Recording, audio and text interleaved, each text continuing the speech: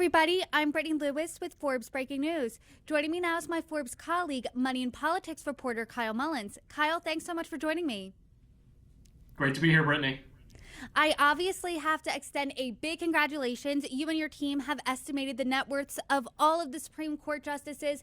They are all compiled now. And let's kick off this conversation by talking numbers. How much collectively is this list worth? Brittany, this has been the product of a lot of digging for me and my colleague Zach Everson. We've dug through all of their financial disclosures, through public records and documented thing. It's taken a really long time, but we put this all together. The Supreme Court, we are estimating, is collectively worth a $64 million. $64 million. That is a huge amount of money just spread out between 9 people. But let's talk about the range of how much that is spread out. What does that range look like?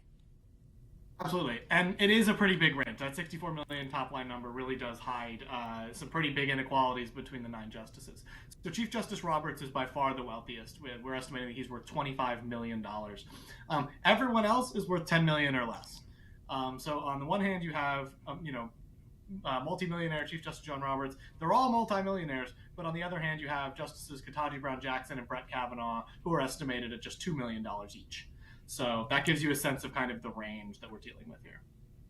We have justices in their 50s, 60s, and 70s. So I am curious, did age or seniority on the court play a factor, did you find, in how much they're worth? Yeah, so age definitely makes a big difference here, almost mechanically, right? If you're an older justice, you've had more years to build wealth, build investments, build home equity. That's another big piece of this story. Whereas if you're a younger justice, you've had less time to do so. And then the other big thing with age is the older justices have access to their pensions already. Now, obviously, they're not drawing on their pensions because they're still working on the court. But the day they retire, they are able to, we still count that as an asset that they own. And the day they retire, they receive their annual salary for the rest of their life. So we count that as an asset, right? And the justices that are under 65, it's counted at 0 because if they retired tomorrow, they wouldn't be eligible for that pension. So you've got, John Roberts, Clarence Thomas, Sonia Sotomayor, and Samuel Alito. Their fortunes all get a little bit of a boost from this multi-million-dollar pension program.